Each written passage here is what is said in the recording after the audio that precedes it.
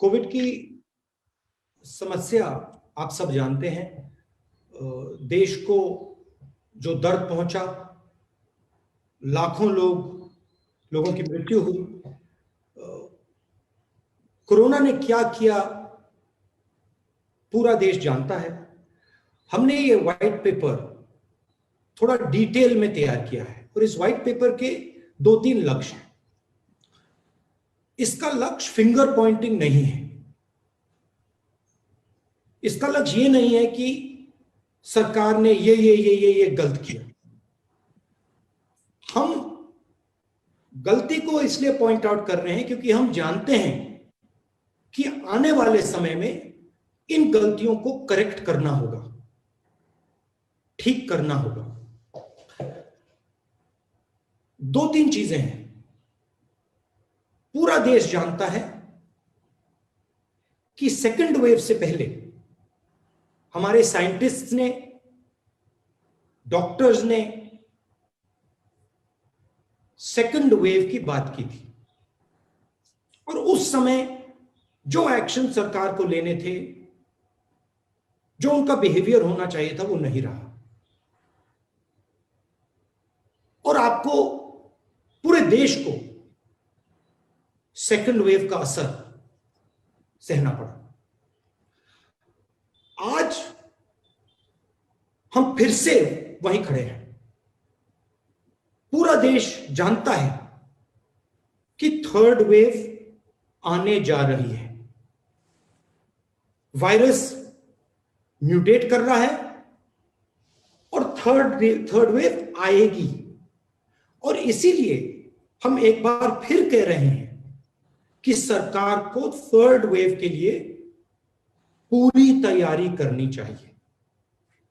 जो रिक्वायरमेंट्स हैं, hospital beds की रिक्वायरमेंट्स हैं, इंफ्रास्ट्रक्चर की रिक्वायरमेंट्स है, ऑक्सीजन की रिक्वायरमेंट है, दवाइयों की रिक्वायरमेंट है, जो सेकंड वेव में नहीं की गई थी, उनको थर्ड वेव के लिए बिल्कुल करना चाहिए। तो ये हमारा लक्ष्य है। अंग्रेजी में बोल देता हूं, the purpose of this white paper is not two finger point at the government. The purpose of this white paper is to help the nation prepare for the third wave that is going to come.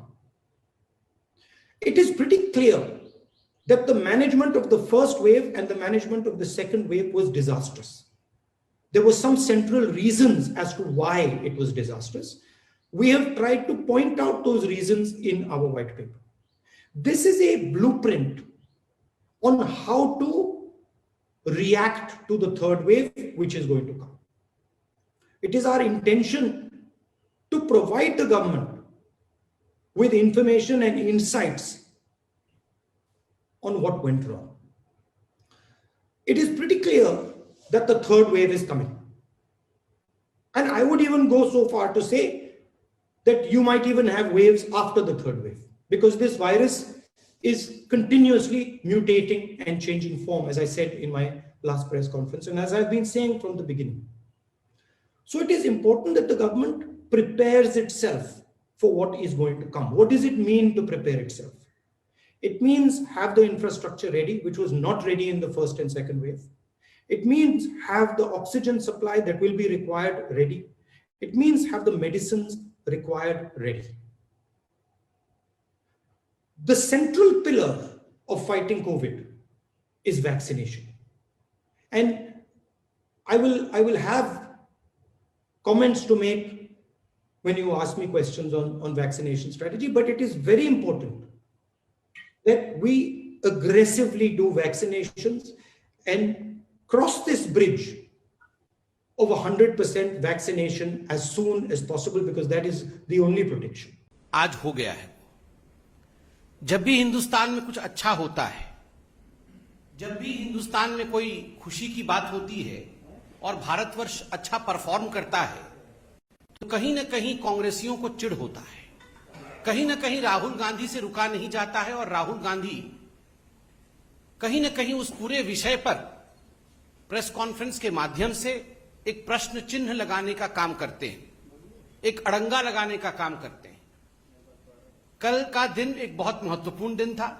कल तो योग दिवस था ही, किंतु संयोग देखिए कल जिस प्रकार से पूरे विश्व में हिंदुस्तान एकमात्र ऐसा देश बना जिसने एक ही दिन में लगभग 87 लाख वैक्सीनेशन, पूरे देश में ये जो वैक्सीनेशन ड्राइव रहा वो अपने आप में एक ऐतिहासिक मोड़ पे जाके खड़ा होता है। और जिस प्रकार से ये काउंटडाउन कल आरंभ हुआ, लोगों में एक उत्साह, एक उल्लास का माहौल था।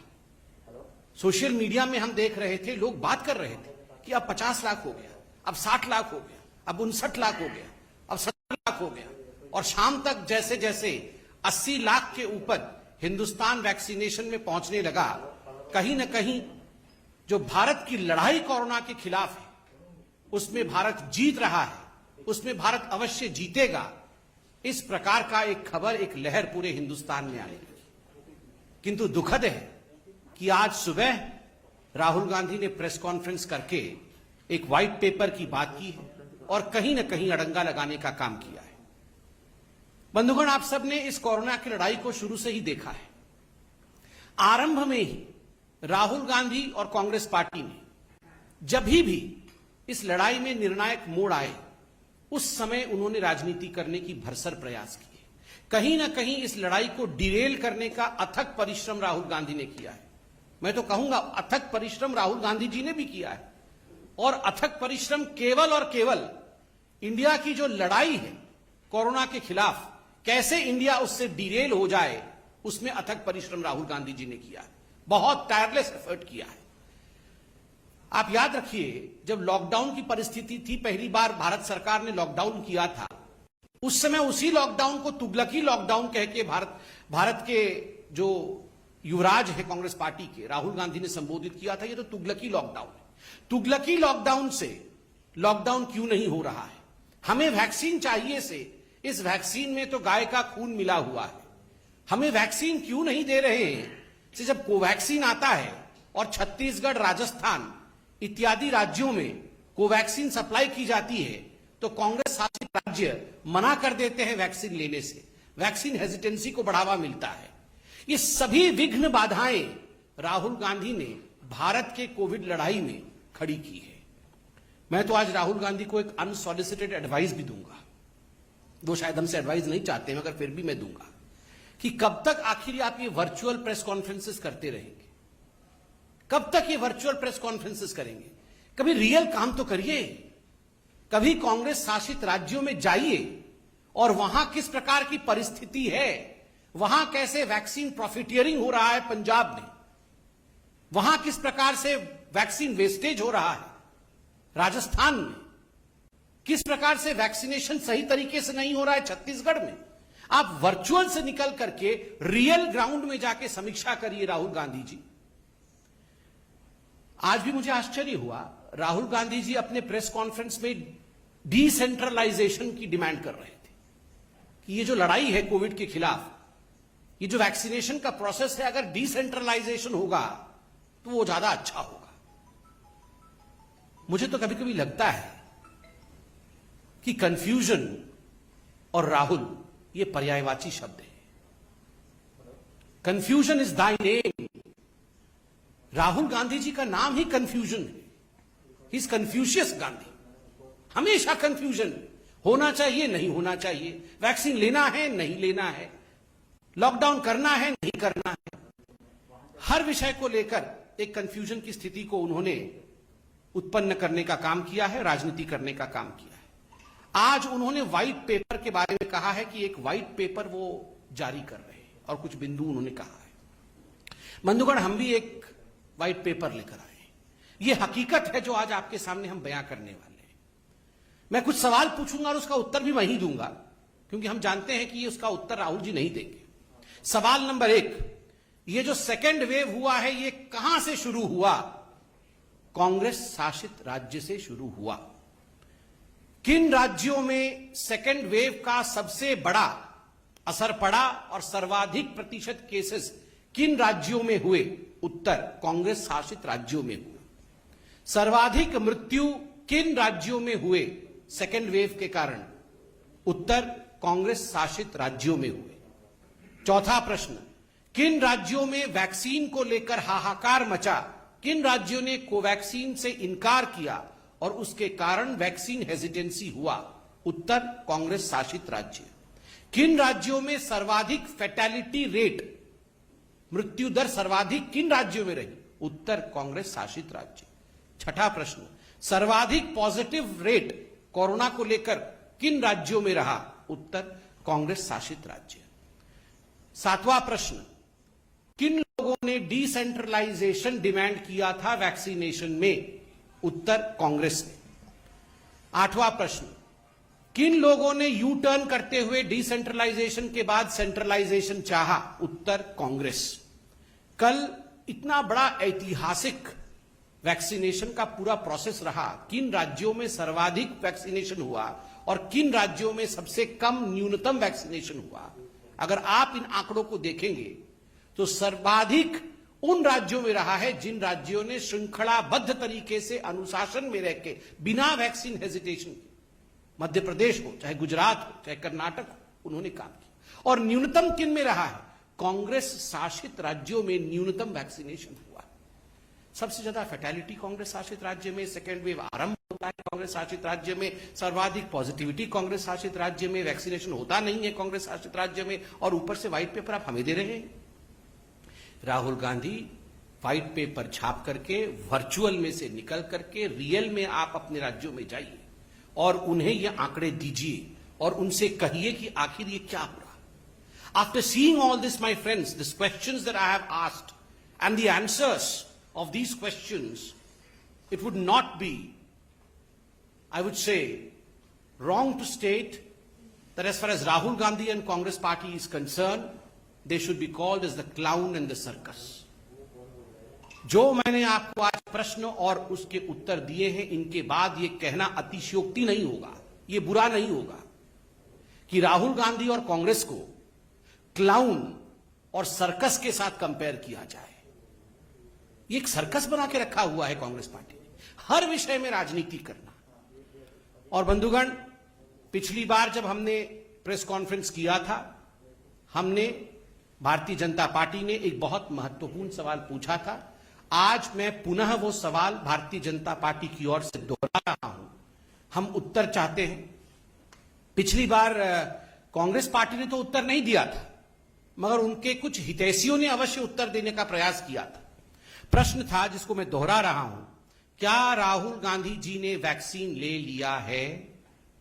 Rahul Gandhi, are you vaccinated? क्या प्रियंका वाड्रा जी ने वैक्सीन ले लिया है? Priyanka ji, are you vaccinated?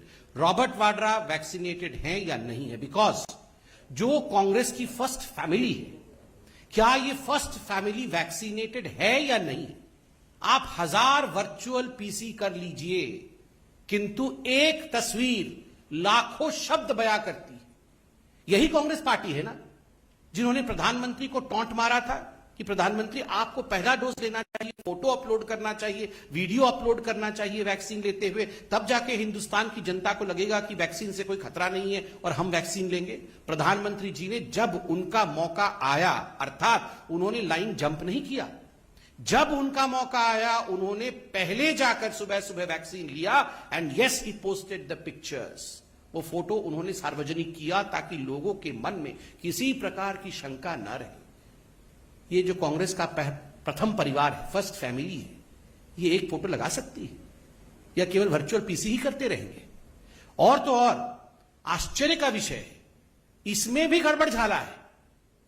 जब पिछली बार भारतीय जनता पार्टी ने पूछा कि क्या राहुल जी ने वैक्सीनेशन लिया है, तो खैर राहुल जी तो उत्तर देते नहीं है, कुछ हितैषियों ने उनके पार्टी के अंदर से उत्तर दिया कि राहुल जी को वैक्सीन लेना था, 16 तारीख को लेना था, 16 अप्रैल को वैक्सीन लेना था, किंतु 15 तारीख को उनको कोरोना हो गया, इसलिए 16 तारीख को वो वैक्सीन नहीं ले पाए, 16 अप्रैल को। मैं आपको बताना चाहूंगा, इसमें आप लोग सब जाके राहुल जी के ट्विटर हैंडल को जरा देखिएगा तो आप याद करिए, 18 तारीख को राहुल गांधी जी ने ट्वीट किया था कि मैं अब किसी प्रकार की रैली नहीं करूंगा कोई चुनाव में, अब मैं सभी से अपील करता हूं कि कोई और चुनाव में रैली ना करे, कांग्रेस अब रैली नहीं करेगी, मैं भी रैली नहीं करूंगा। वाह। 20 तारीख को फिर राहुल गांधी डिक्लेयर करते हैं कि मुझे कोरोना हो गया है। आज मालूम पड़ रहा, उनके खुद के लोग डिबेट्स में कह रहे हैं और कुछ लोगों ने स्टोरी छापा है इस पे कि 15 तारीख को राहुल गांधी जी को कोरोना हो गया था, इसलिए 16 तारीख को वैक्सीन ले नहीं पाए। फिर वो जो मोरल हाई ग्राउंड लेने की कोशिश 18 तारीख को कर रहे थे कि मैं अब रैली नहीं करूंगा, आप इसमें भी, कोरोना में भी, मैं तो ईश्वर से धन्यवाद करता हूं कि राहुल जी ठीक होकर, स्वस्थ होकर हमारे बीच में आए हैं, किंतु इसमें भी राजनीति कर रहे थे। आप कोरोना हुआ था और आप कह रहे थे कि मोरल हाई ग्राउंड लेता हूं, मैं रैली नहीं करूंगा, और उसके 4 दिन बाद आप डिक्लेयर कर रहे थे कि मुझे कोरोना हुआ है। मुझे लगता है बीमारी की हालत में इस प्रकार की राजनीति कभी नहीं होनी चाहिए। बीमारी के साथ राजनीति नहीं होनी चाहिए, वैक्सीनेशन के साथ राजनीति नहीं होनी चाहिए।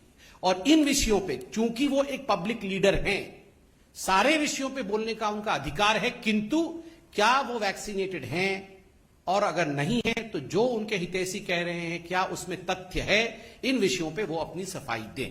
आज मैं इतना ही कहना चाहता था। बहुत बहुत धन्यवाद।